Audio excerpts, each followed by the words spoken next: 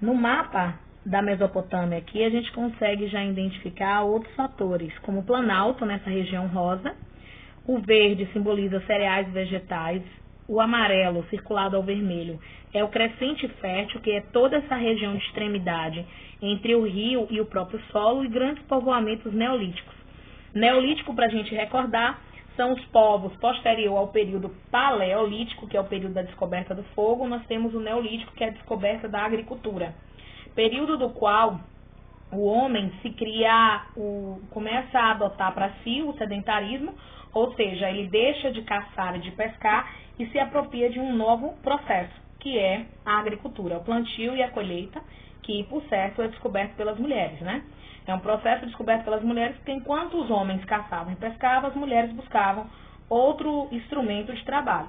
Então, em relação a esse processo do crescente fértil, como eu falei anteriormente, o rio tem esse processo de encher e desaguar. E é esse processo que faz com que o humus se torne tão presente nessa região.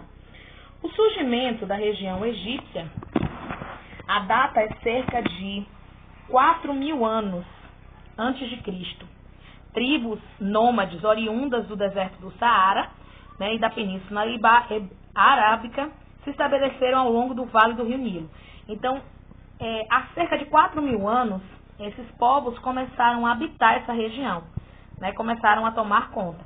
Tribos nômades, tribo é uma sequência de pessoas, não da mesma família, não necessariamente, porque aí já se insere como clã e não tribo. Tribo é todo contingente, né, mesmo que não seja parente, se envolvendo no mesmo povoamento.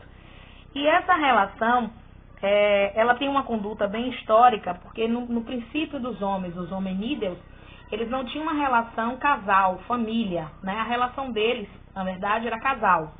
Eles se assimilavam dessa forma. Família era como se filho não importasse. Durante os períodos de cheia, o rio Nilo deposita o humus, responsável pela fertilização do vale, encontrado ao longo de toda a sua extensão, o que estimulou o processo de sedentarização, como eu falei, o sedentarismo, né, que as tribos para ali que se abrigavam se dirigiam. O desenvolvimento das atividades agrícolas naquela região se tornaram mais acessível pela questão do processo de irrigação adotado pelo Egito. Lembrando que esse processo de irrigação adotado pelo Egito é um processo do qual os livros didáticos, bem como até dias atuais alguns professores ainda se situam nesse processo, e há descoberta, há estudos que remetem à civilização dos sumérios e mostra que toda essa dimensão de irrigação, plantio, fertilização, tem todo um processo, principalmente as vias de canais criadas pelos egípcios, já era um processo dos sumérios, pela região norte, que se abrigaram ao longo da Mesopotâmia. Então, não é um processo nato da civilização egípcia, já era um processo que eles adotaram e aprioraram. O desenvolvimento dessa atividade, elas se seguiram, né, ao longo das regiões. A antiga civilização tomou conta da humanidade, a história da humanidade. Segundo um historiador chamado Heródoto, do Egito Antigo, no Nilo era visto como uma dádiva, né? Cerca de 1.150 quilômetros de extensão de largura, variando entre 2 a 10 quilômetros, né? Toda essa dimensão ao longo do mar Mediterrâneo. Então, a oeste do Nilo a gente tinha o Saara, ao leste o Istmo e Suez e o Mar Vermelho. Então, toda essa dimensão histórica, ela nos traz uma relevância muito ampla, eu diria, nesse contexto histórico, porventura de todo um processo de irrigação que era estimado no Egito Antigo. O Egito Antigo é uma civilização que ela veio posterior aos Sumérios, certo? Os Sumérios era pertencente à Mesopotâmia e que, por sua vez, já tinha essas características, bem como alguns elementos indicam que até a relação de astronomia, como o calendário, a formação dos dias, meses e anos, bem como a mumificação, já era um processo aderido pelos sumérios. Não era algo nato, né, a partir dos egípcios. Os egípcios adotaram para si, tomaram posse do processo e se aprioraram.